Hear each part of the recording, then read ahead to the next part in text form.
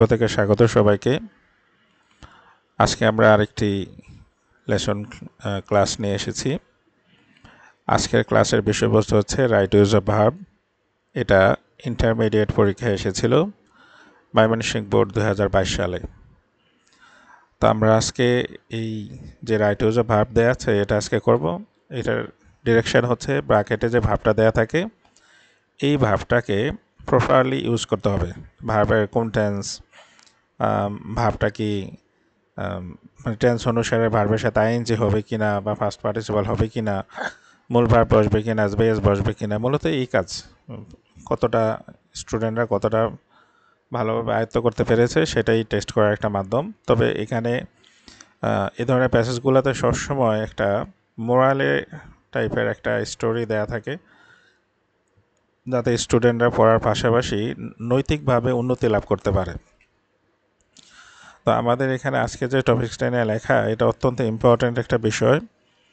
বিষয়টা হচ্ছে যে আমরা আসলে, আমি এখানে ফ্র্যাঙ্কলি বলে দিই, আমরা আসলে যখনই এই আমাদের পূর্বপুরুষ মানে অর্থাৎ ইতিহাস ঘেটে যে মহা মানুষদের কথা স্মরণ করি, আমরা সচরাচর সেই ক্ষেত্রে যারা রাজা বাদশাহ এদের কথাই জানি। কিন্তু যারা আজকে এই সভ্যতাকে অন্ধকার থেকে আজকে আলোর পথে নিয়ে এসেছে, যেমন চাকা আবিষ্কার করেছে, বিদ্যুৎ আবিষ্কার করেছে, এদের নাম কয়জনে জানে? তো আমরা আসলে যে আমাদের উপকার করলো, সভ্যতাকে আমূল বদলে দিল, একটা রেভলিউশনারি চেঞ্জগুলো নিয়ে আসলো, আমরা তাদেরকে খুব একটা চিনি না, জানি না, বা জানার হয়তো ইচ্ছাও প্রকাশ করি না।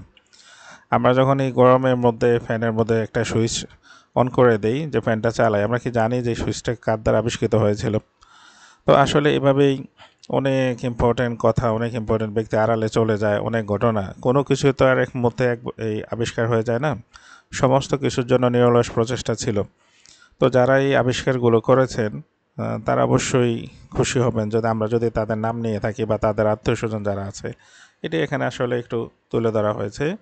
People who appear most often, people যেহেতু আমার সাবজেক্ট হচ্ছে থার্ড পারসন, হলেও আমার সাবজেক্টটা প্লুরাল, এবং পাশাপাশি হচ্ছে কি এখানে লেখা আছে most gloriously in the pages of history, মানে ইতিহাসের পাতায় যারা খুবই গর্জিয়াসলি লেখা, মানে যাদের নামগুলো আমাদের সামনে আসে তারা মূলত, যেখানে বি লেখা আছে বি গ্রেট কনকিউরার্স অ্যান্ড জেনারেলস, মানে যুদ্ধবাজ, সেনাবাহিনীর এই ধরনের এটা। তো পিপল হু, যেহেতু এটা সাবজেক্ট অফ পিপল, তো প্রেজেন্ট টেন্স হবে এটা অ্যাপেয়ার মোস্ট অফেন, মানে যারা অধিকাংশ সময়ই আমাদের সামনে আসে বা যাদের কিনে কথাবার্তা হয়, and most gloriously in the pages of history, এবং বিশেষভাবে ইতিহাসের পাতায় তাদের স্থান পায়, যেহেতু এটা সাবজেক্ট হচ্ছে পিপল, এই হচ্ছে এটা সাবজেক্টটা। তো এই জন্য এই বিভাবটা আর হয়ে যাবে। আমরা দুইটা ভাবকে একটু কারেকশন করে নিই, এখানে লিখে নিই।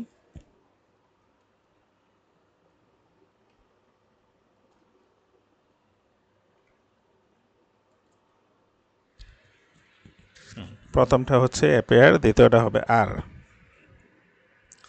আমরা একটা কাজ করি, বোঝার সুবিধার জন্য আমরা এগুলার একটু বোল্ড করে দিই।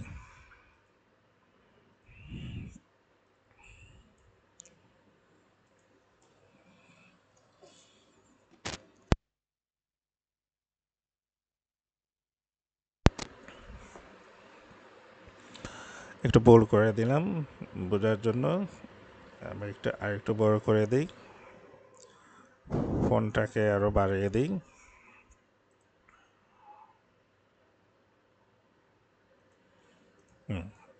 যাতে বুঝতে সুবিধা হয়।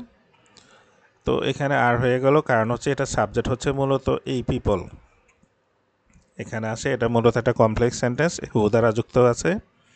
তো এই জন্য এটা মূল ভার্ব এবং এটাও মূল verb, great conquerors and generals, whereas the people who really help civilisation forward are, অথচ যে লোকগুলা সভ্যতাকে আগাতে সাহায্য করে, এটাও একটা কমপ্লেক্স সেন্টেন্স, যেহেতু আগাতে সাহায্য করে এটাও প্রেজেন্ট টেন্স হবে, হেল্পই হবে।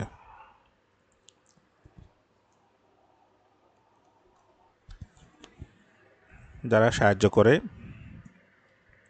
সভ্যতাকে আগে যেতে সাহায্য করে, সিভিলাইজেশন ফরওয়ার্ড আর often never mention at all. এই জায়গাটাতে এসে যে আর আছে, আর এর পরে এখানে এই যে ভাবটা দেয়া আছে, তো তো তারা বলছে কি যেই লোকগুলো আসলে সভ্যতার উন্নয়নে অবদান রাখে তাদেরকে এই জায়গাটাতে এসে যেহেতু ভার্ব আছে, সাধারণত বি ভার্বের পর মানে অ্যামিজ আর ওয়াজারের পরে হয় ভার্বের সাথে আইনজি হবে, নয়তো ভার্বের ফার্স্ট পার্টিসিপল হবে। যদি সাবজেক্ট ইনঅ্যাক্টিভ হয় তাহলে ফার্স্ট পার্টিসিপল হবে। আমাদের সাবজেক্টটা ইনঅ্যাক্টিভ, কারণ হচ্ছে যে লোকগুলা সভ্যতাকে এগিয়ে যেতে সাহায্য করে তাদেরকে স্মরণ করা হয় না। মূলত তারা নিজেদেরকে স্মরণ করবে না, তাদেরকে স্মরণ করা হয় না। আর নেভার, এই যে লেখা আছে নেভার, তা এই জন্য যেহেতু স্মরণ করা হয় না, এখানে ভার্বের 3 নাম্বারটা হবে, প্যাসিভ হবে।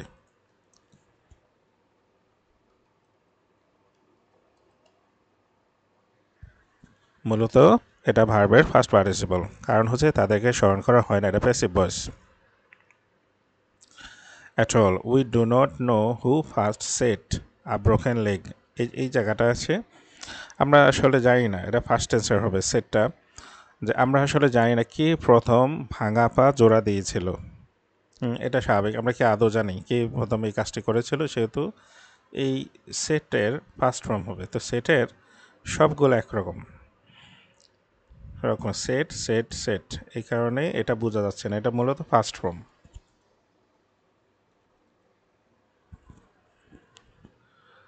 আমরা একটা কাজ করি, এটাকে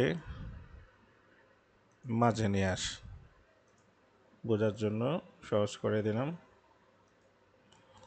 এবার দেখা যাক। তো set a broken leg or, তো এটা যদি ফার্স্ট টেন্স হয় তাহলে এটাও ফার্স্ট টেন্স হবে। মূলত এগুলা একই, যিনি ভাঙা পা জোড়া দিয়েছেন আর কি করেছেন, লঞ্চ তো শুরু করা, চালু করা, আর সি ওয়ার্থি বোট অথবা সাগরে চলাচল করার মতো নৌকা, or calculate the length of a year, অথবা একটা বছরের সময়টাকে গণনা করা শিখিয়েছেন। দিন, মাস, তারপর হচ্ছে ঘন্টা ইত্যাদি, এগুলো শিখিয়েছেন। তো এই ঘটনাগুলো কিন্তু অতীতকার সব, তো এটা লঞ্চড হবে।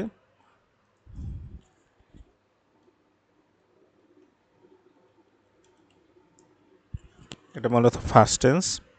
এরপরে হচ্ছে ক্যালকুলেটের বিষয়টা হচ্ছে আগের, এখন তো আমরা সবাই পারি, এটা এখনকার ঘটনা না, এটা অনেক আগের, মানে যিনি প্রথম গণনা করেছিলেন, তাহলে এটা অনেক আগের হবে, কারণ আমরা তো শত শত হাজার হাজার বছর ধরে দেখছি মানুষ গণনা করতে পারে, তাই এটা অনেক পুরনো একটা ঘটনা।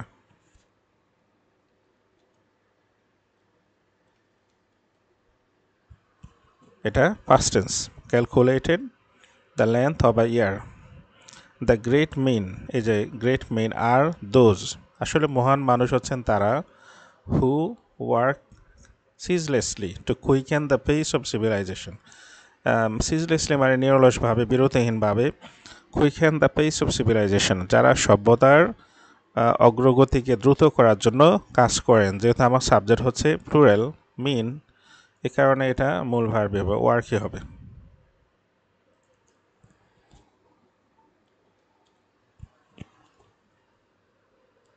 ওয়ার্ক সিজলেসলি মানে বিরতিহীনভাবে, to quicken the pace of civilisation. On the contrary, এটা বাংলা হচ্ছে বিপরীতে। দ্য কন্ডেমড মানে হচ্ছে অভিশপ্ত। অভিশপ্ত মিন আর দোজ, আসলে খারাপ মানুষ মানে তারা, দোজ হু কজ ব্লাডশেড, এখানেও অবশ্যই এটা প্লুরাল, এই যে মিন এটা প্লুরাল, এই কারণে এটাও মূল ভার্ব হবে কজ, যারা ঘটায়। কি ঘটায় এটা আমরা দেখতেছি, কজ ঘটায়, ব্লাডশেড রক্তপাত, অ্যান্ড ভায়োলেন্স এবং সংঘাত, ইন দ্য ওয়ার্ল্ড পৃথিবীতে। অর্থাৎ যেসব মানুষগুলো মূলত যুদ্ধবাজ, মারামারি খুনাখুনি করে থাকে, সেসব মানুষগুলো মূলত অভিশপ্ত। অ্যাকচুয়ালি আমরা এই মুহূর্তে দেখতেছি বর্তমান বিশ্ব নানা জায়গায় যুদ্ধ হচ্ছে, অনেকে অনেক দেশের সাথে যুদ্ধ করছে বা করতে চাচ্ছে। আসলে এই বিষয়টা সাময়িক, আর এই মানুষ, এই সভ্যতা হাজার হাজার বছর ধরে টিকে আছে।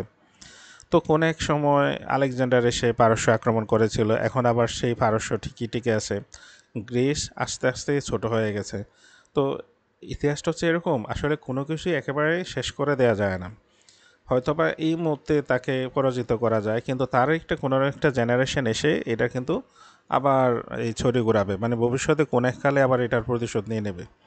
আর সর্বশেষ হচ্ছে, যদি আমরা সৃষ্টিকর্তা বিশ্বাস করি, আল্লাহ বিশ্বাস করি, তো আমাদেরকে তো একদিন না একদিন মরতে হবে, আর এই মানুষগুলা দায় নিয়ে মারা গেলে তো অবশ্যই নরকে জায়গা হবে। তো এই জন্য হচ্ছে কি, যারা ব্লাড শেড করে, যারা ভায়োলেন্স করে ইন দ্য ওয়ার্ল্ড, তারা আসলে অভিশপ্ত মানুষ। তারা আপাতত হয়তো মনে হয় যে অনেক ক্ষমতা এটা সেটা, তো সময় তো সবার এই জীবন থেকে চলে যায়, 10 বছর, 20 বছর, 30 বছর, তারপর তো সে একটা সময় না একটা সময় ইয়ে করতেই হবে। তো all of us praise the great men of the world, আমরা মূলত ভালো মানুষদের প্রশংসা করি। উই আর হাইলি ইনডেটেড, আমরা অত্যন্ত ঋণী টু দোজ গ্রেট মেন, সেই সব মহান মানুষের প্রতি, হু কন্ট্রিবিউটেড আ লট, যারা অনেক অবদান রেখেছিলেন। এই যেখানে টু আছে, to flourish the civilisation, flourish হতে অগ্রগতি লাভ করা, এখানে টুটা আছে প্রিপোজিশন হিসেবে, অতএব এখানে ভার্বের সাথে আইনজে হয়ে যাবে। তো আমাদের এখানে হচ্ছে ফ্লারিশিং হবে।